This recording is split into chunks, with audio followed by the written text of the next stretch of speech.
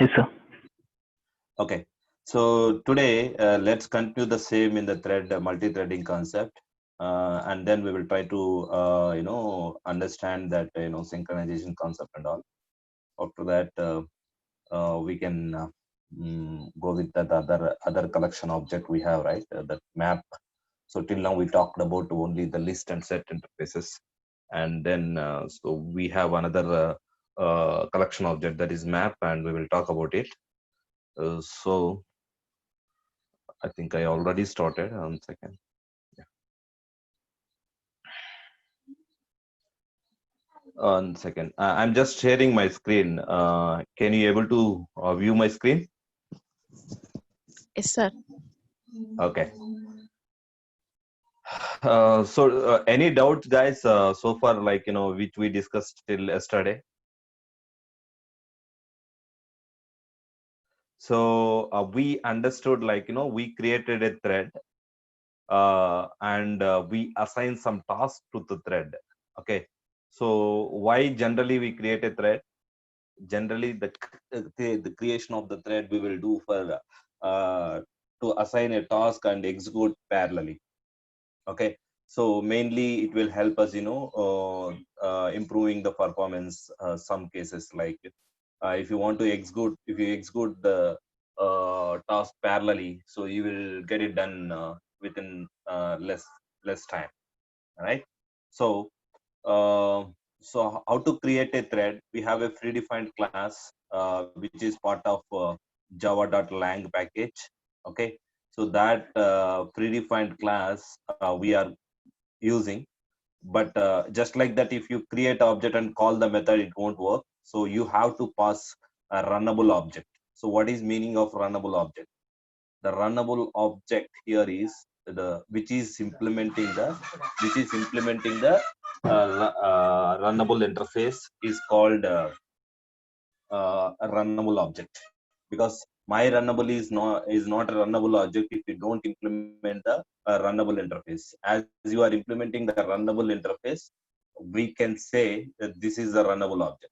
Okay, so look at here, just I'm overriding that method, because runnable have the run method, so which is abstract method. You guys know what is abstract method, which doesn't have any implementation, right? So that we can call it as a abstract method. So that I am trying to implement here. Just the return type of the run method is void, but in the run method, whatever the logic you kept, whatever the code you keep, so the thread will try to run it. First, what will happen, so let's come to here. So when the JVM comes to this line, it creates the object and load that runnable object with taking runnable object.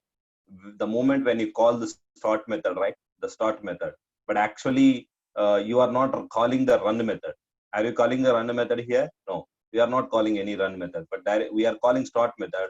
But the logic we kept in a run method. How the run method will be called, let's try to understand. Okay, so when you call the start method, so the start method internally doing some things. Okay, internally it does something, and internally it calls the run method. It calls the this run method. It calls run this method. Okay, so it calls this run method, guys. Okay, so what will happen, which has the some native methods as well. The start method will do some before starting of the thread. I mean, the starting process, assigning the task to different process, I mean different thread, and all this work will be done at start method. Start method internally calls the run method. Okay, start method internally calls the run method. When it is running the when it is calling the run method, so it will call, if you are passing the runnable object to the thread class constructor. So if you are passing runnable object to the thread class constructor, that run method will be called by the JVM. The run method will be called by the JVM. So if you look at it, we already calling, right? So let me make it some system.out.println. So in run method, Now let's go and execute it. Look at here. So it is calling, it is running in run method. So it called in a run method. Okay. So in run, look at here. It got run, read data, read data, read data. Okay. So we have, I think we have two runnable objects, right? So we are using individual runnable objects and we are doing this. Okay. Or else if you want to make some constructor here, if you want to make it only one runnable object, and if you want to make the constructor and passing the object and using that, you can try it, but how it execute you can observe it. But till now, what are the ways to create a thread and start the thread, you understood. We can create a thread in other way also. What is that other way? Let's see. Okay, I'm writing a new class, my thread. What is the class name? My thread.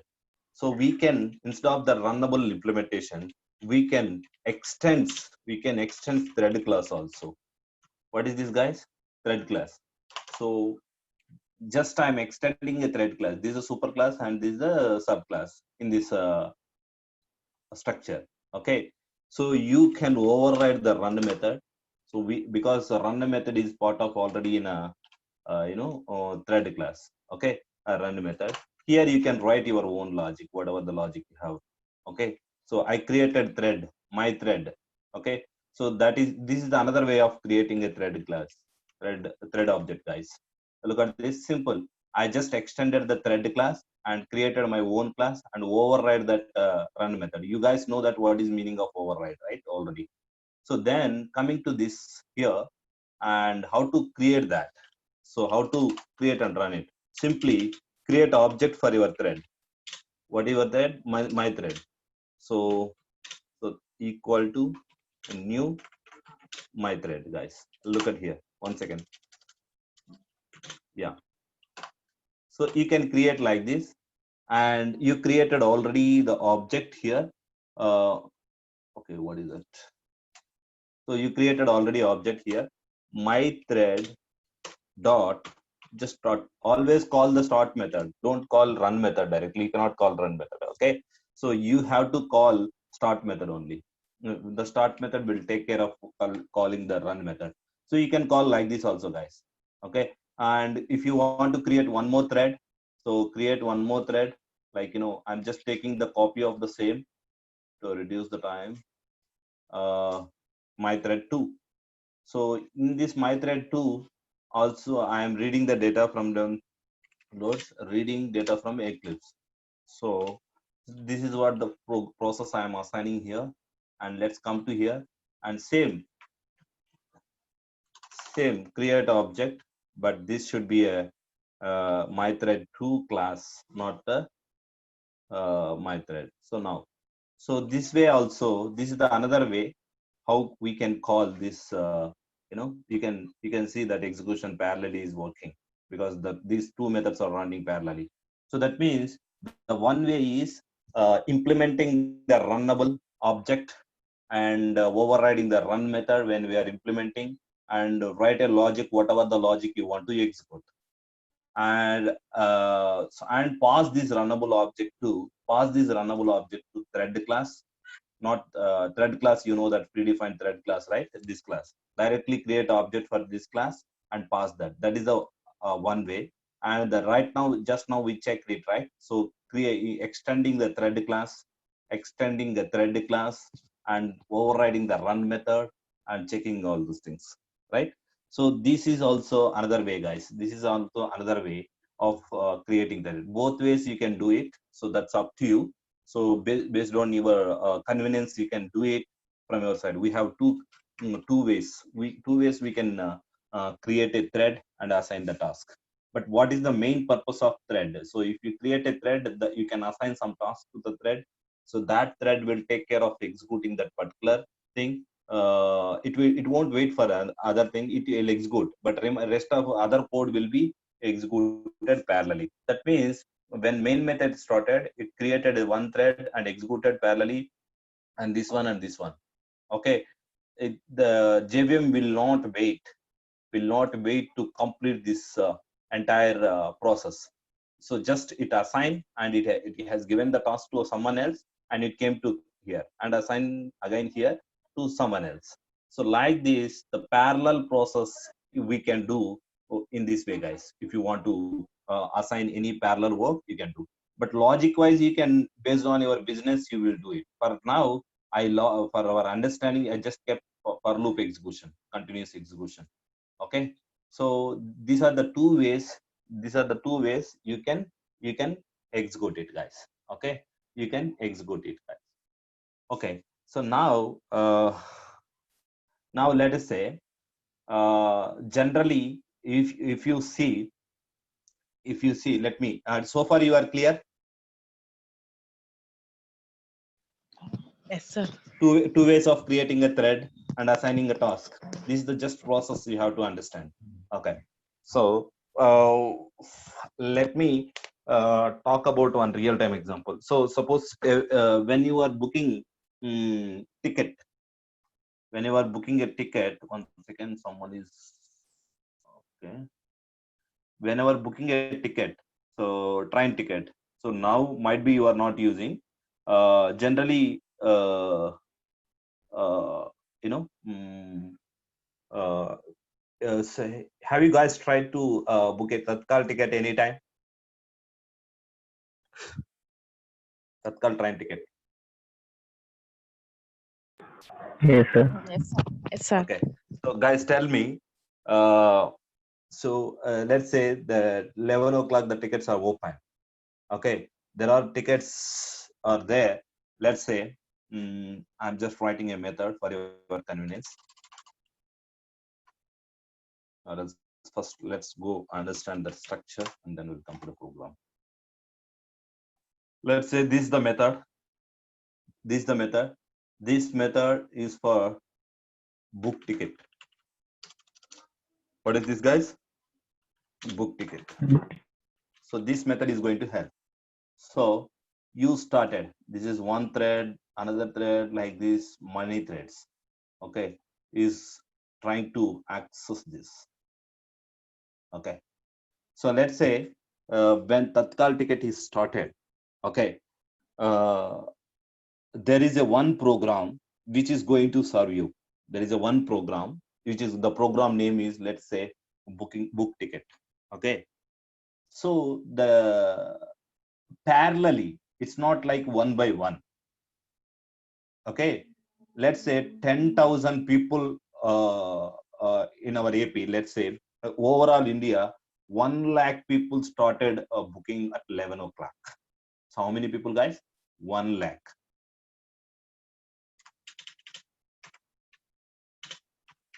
1 lakh. You guys tell me, if 1 lakh people is trying to use that service, what service it is? Book ticket service.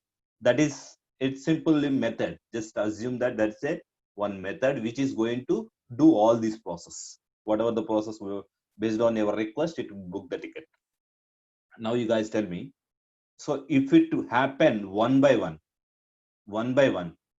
for each person, if it takes 10 seconds, let's assume 10 seconds, 1 lakh into, to complete, if it go one by one, once if it completed 1%, then will go another person, like queue. When you stand in the queue in the railway Yes.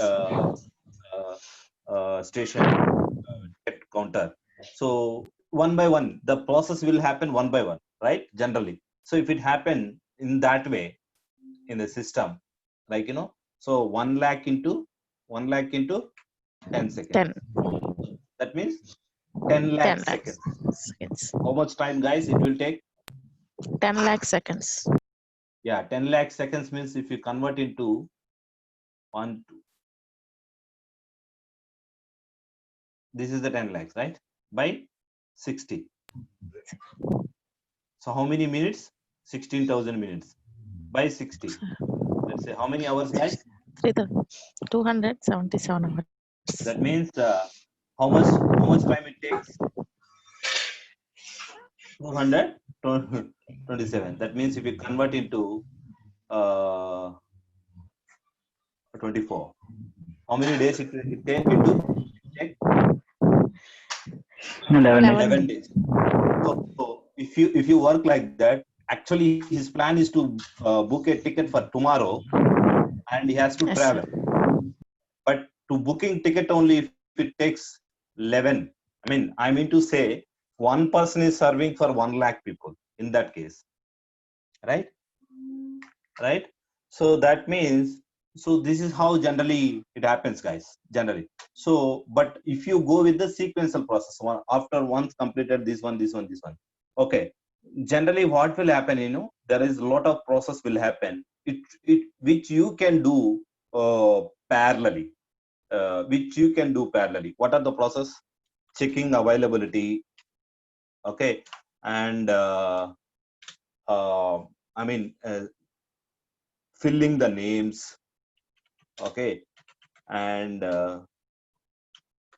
filling the names and other details, and start booking, and then, so when actually you have to maintain, um, you know that sequential processes. So if you without checking, then let's say these all things you can do parallelly, right? Everyone, like 1 lakh people can do parallelly without affecting anything, right? Correct, Yes, sir. guys? Yeah. So Yes, sir. one problem here you can understand. So this all these process, but the moment when it is actually booking, if open for all 1 lakh people or some people, let's say there is one ticket is available. Okay. So let's say for timing starting of the time, 100 tickets are available. It keep on executing.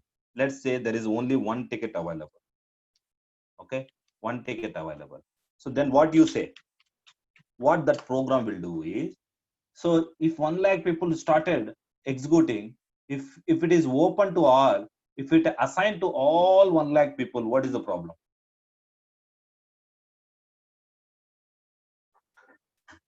Let's say at least for 100 people. So for, or at least for 2 people, if same ticket is assigned, I mean same seat is assigned for 2 persons, is it a problem or not? Yes, sir. It's a problem. So problem is, right? So to avoid that problem, the actual logic, whatever the logic actually do, all other stuff will do parallelly. The actual logic while booking, it will, let's say this is the one thread, guys. Thread 1, let's say thread 2, and thread 3, and thread 4, like this. Okay. How many multiple thread mean multiple persons are working on the same code, right? Same code. So we can allow all other steps parallelly, but not actual booking time. That if you allow all parallelly, there is a chance of getting same ticket to multiple people. Then it is a big problem. When they go and to the train, if 3-4 persons came and showing that I got ticket, that's a big problem. So to avoid that, what actually have to do here? What actually has to do here? You guys tell me the idea. If you allow parallelly, it is a problem, right? In that time.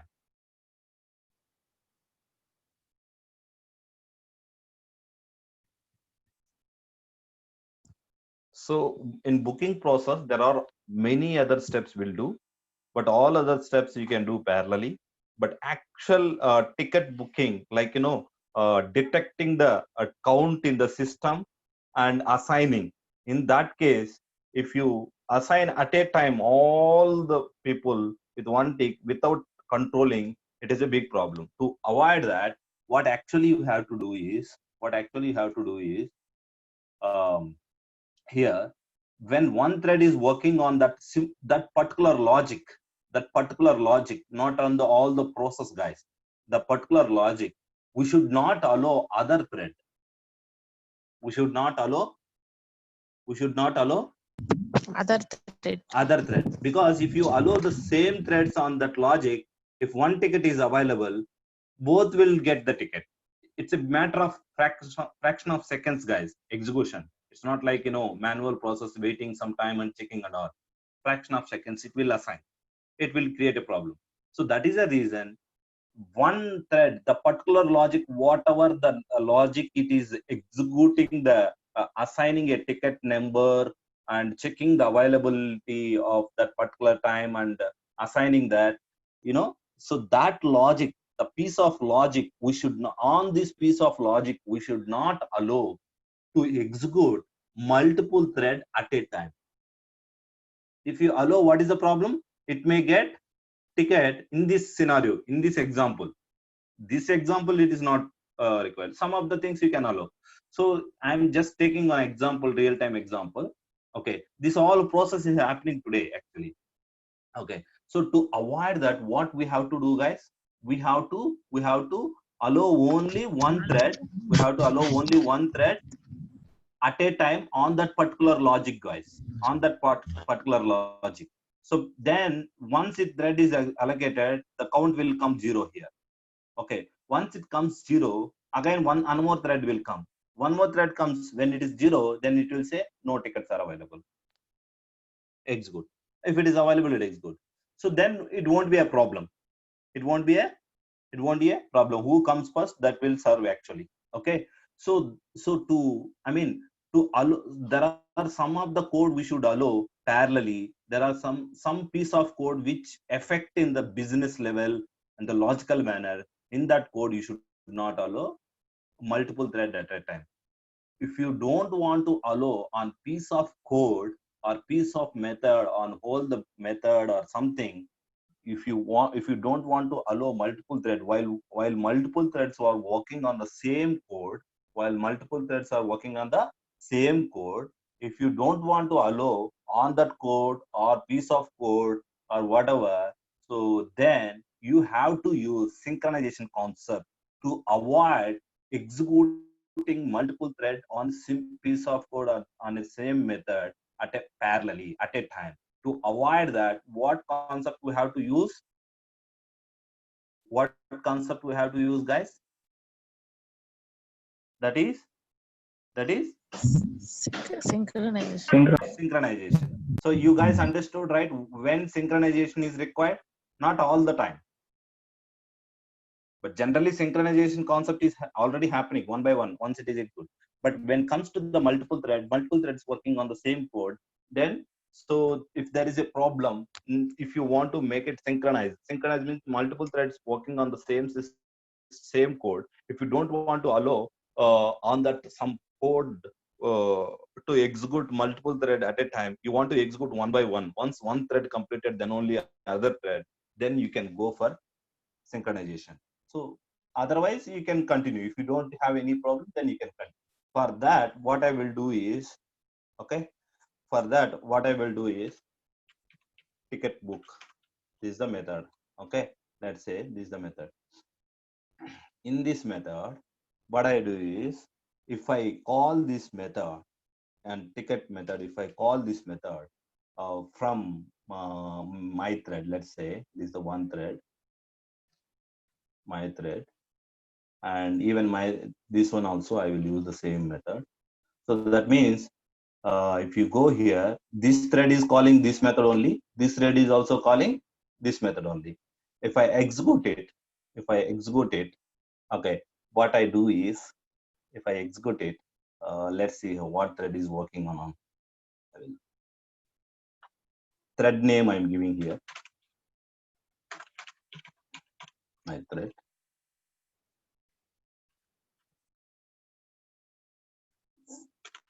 String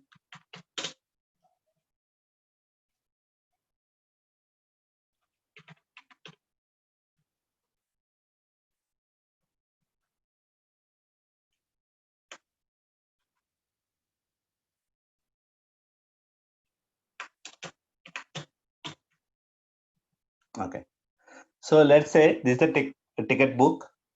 and we are passing this one. And again, in my thread also, I will pass this one. Okay. Now first try to execute it, and after that we will discuss about synchronization concept. Okay. So thread 1 is created, thread 2 is created, and both thread we assign the same task. Okay. So that means this is also working on this method only. This is also working on this method only. Okay. Now I will try to execute it, guys. Let's see that output. Okay. Look at that. So my thread one, see the two. That means if I execute once again,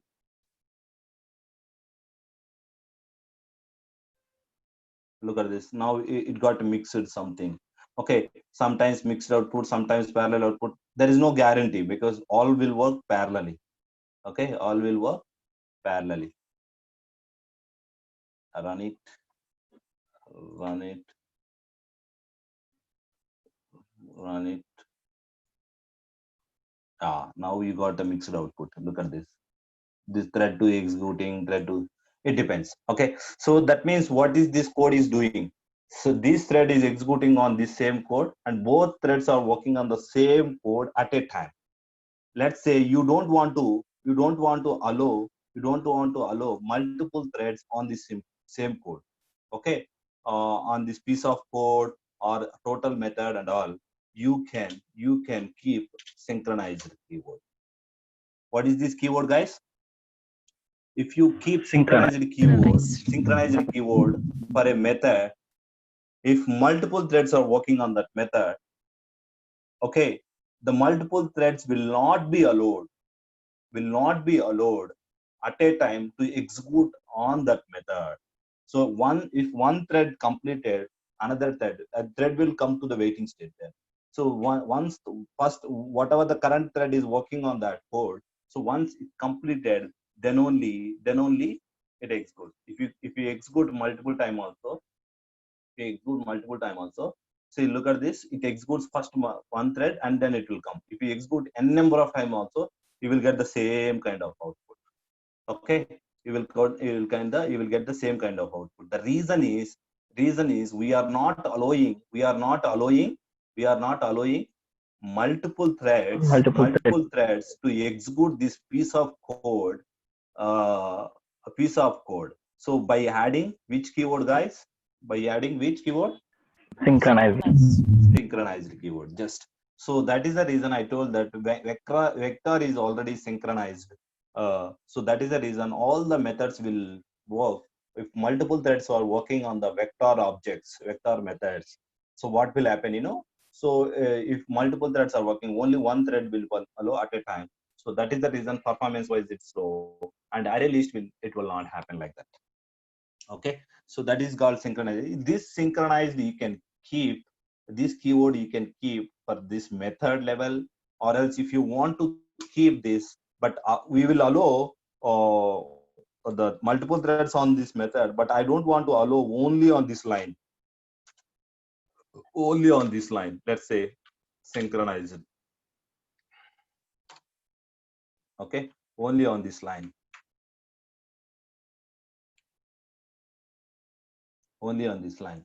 So what will happen when one thread is executing on this for loop execution, this line, the other thread will also allow, because we are not restricting here. We are restricting on which code, guys? System This dot out dot system.out. So you can keep code level, method level, piece of code level also this synchronized block. If some code is inside synchronized, whether the method level or piece of code level, whatever, so that code, on that code, uh, the multiple threads will not be allowed. Multiple threads will not be allowed on that piece of code to execute at a time. Once one thread executed, then only other threads will be allowed. So that is how we can control that based on your requirement. So through this multiple threading, so sometimes you will face issue. The reason while booking a ticket, if you allow for other process, there are a lot of process will be there while booking a ticket. If you allow parallel process for all, but while booking actual counting, like, minusing the existing availability and assigning, if you assign parallelly, there is only one ticket. If you assign parallelly at a time, all the people, availability is showing one and assigning for all the one, then it is a wrong logic, right? So that's a problem. So in that case, you should not allow parallel process in that piece of code and all. So like that, if you want to keep the synchronized piece of code, why will generally keep? If you don't want to allow a multiple threads on to execute on that particular piece of code, then you use synchronized keyword, right? Synchronized block or synchronized keyword. If method level, you can use this directly, the synchronized, and piece of code level, you can add a block. Are you getting me? Yes, sir. Yeah. So you can try it by adding our own methods and all. You can try it. So vector, I told the vector, right? Vector is synchronized. So the array list is not synchronized. That you guys understood that multiple threads. So if multiple threads were working on that methods of vector, it won't allow at a time to execute.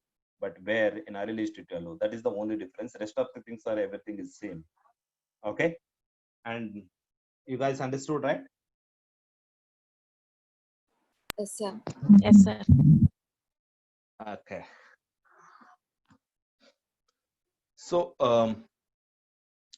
okay.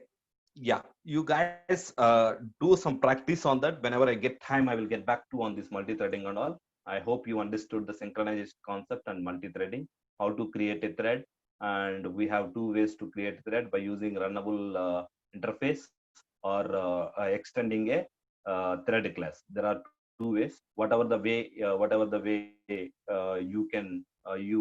are comfortable based on your requirement, you can implement it.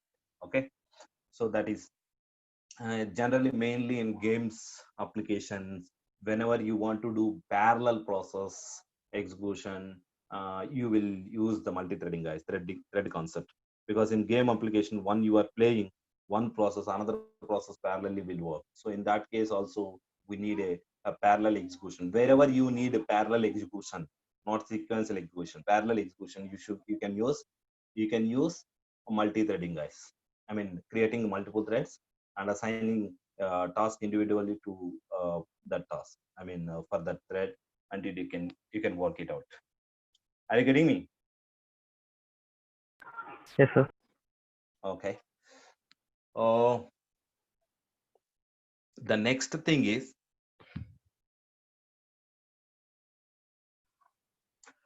we have the other concept called map, guys.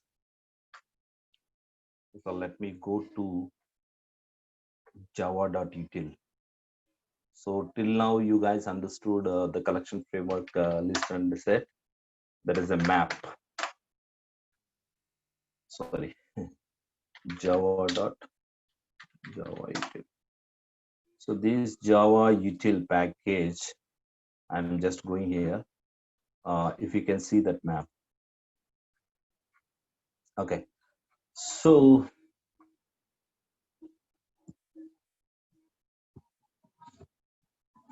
we can say the mainly here hash map is there. The map is the interface, guys. Map is the interface, and this map is not directly, implementing. So what is the super interface for this map? Look at this, all known sub interface, all known implementation classes. Do you feel is there any super interface for this? These are all sub interfaces, guys. You know that what is meaning of sub interface, right? So a interface which is sub to that another interface, we can call it. So these are all the extending this interface. So map is the super one, and this is interface. This interface, what is the purpose? And this is from since 1. Java 1.2, and what is the use of this map, and we will try to talk. But in quickly, you can see that map is one interface, and we have direct implementation. Mainly, if you talk about hash map, hash table, and linked hash map and properties, these are the mainly we use it. and let's talk about first what is map and all, and then we will go and talk about that all these classes. Okay, so first of all, generally till now we deal with a group of objects, right? These are the all the methods, guys, as part of this interface. Okay, till now we deal with a group of objects. Okay, now if you want to, and this is not part of hierarchy, that collection interface is there, right? It is not that in that hierarchy, but it is also a part of collection framework. But yesterday I draw one picture, right? uh, so it's not under that hierarchy, it is individual, but still it is a part of collection framework only. Okay, so if you want to maintain a group of objects based on key and value structure. So for this key, this is the value, for this key, this is a value, like this. If you want to maintain so in that manner, so you can use the map interface, guys, map interface and implemented classes. That is the reason it is showing here. So key and value, key means you can use any type, and value also you can use any type. For time being, I am using string. Okay, so string, guys, map equal to, for now I am taking hash map. Hash map is the implementation class of implementation class of map interface. Map. Look at this syntax, guys. So within this angular bracket, we are keeping two data types. By separating with the comma. Okay, that data types you can keep whatever you want to keep. That's up to you. But right now I take string and string. You can take integer, and there is there is no need to keep this both key and value the same type. There is no. It's all about your requirement. It's all about your requirement type. Based on your you know based on your requirement, you can, it can be a string, it can be a custom object also. If you have custom object, student, let's say student, so there is a custom object you can keep is a value. It's all about you requirement. So how these things will help you, for quickly what I will do is just I will put the element. There is a method called put, guys. Here no add method, we can use put method. So key I am using here,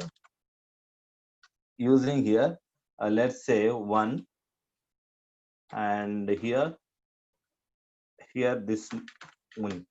Okay, I'm just using name, and map dot put this. Let's say these are all the some roll numbers or some identification numbers and keys, and let's say here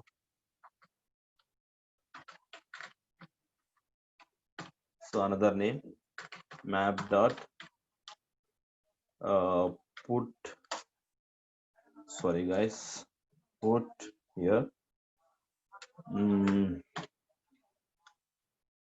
and 3, and here if you go Ansha.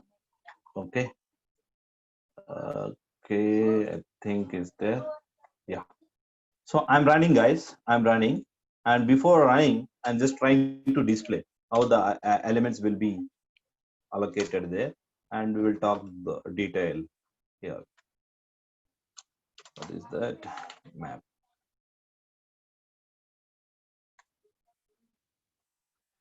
So look at this, it arranged,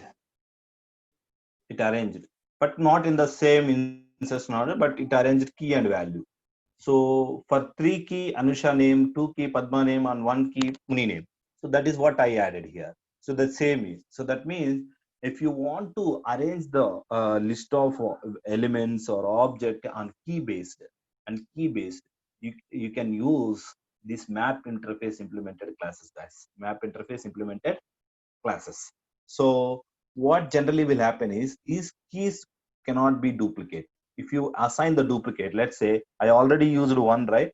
I will use one again. Okay, so key I use duplicate, and value you can have any n number of duplicate. Key should not be duplicate, but still I'm trying to use. And let us see the execution output. Look at this.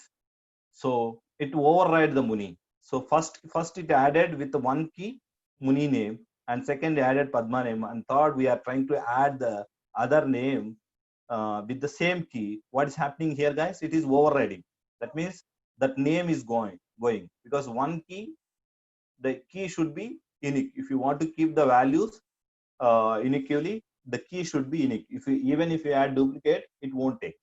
That means it won't take means it will override with the existing value if it is matching with the already key. This is the basic rule of the map interface and implemented classes, guys. So that means if you want to manage the things based on the key based, then let's say there are student roll numbers, but you want to keep for each roll number objects, like for each student object you have a student object, and there is a product number, and you want to add a product number based objects, like product object and that number. So you add the key as a product number as a key, and the object, like that. So you can add a number of keys, product numbers, and respective values. So I can say this is a key and this is value. Value can be duplicate, guys. Value can be duplicate. If you have this, 3, again, I'm using the same name here, Muni. Look at it. Same name here, Muni. Look at it. So are you getting the duplicate or not? Is it allowing or not?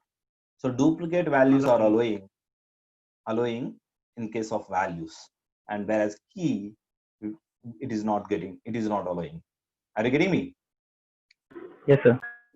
Yeah. So this is the basic rule, guys. And so in detail we will talk about all other classes, and how it works, and how to iterate those elements of the map case, and how to get list of keys, how to get list of values, how to get a values, and where exactly we will use, in which scenario we'll take some example and we'll discuss, and we will close it the collection framework. Okay, guys.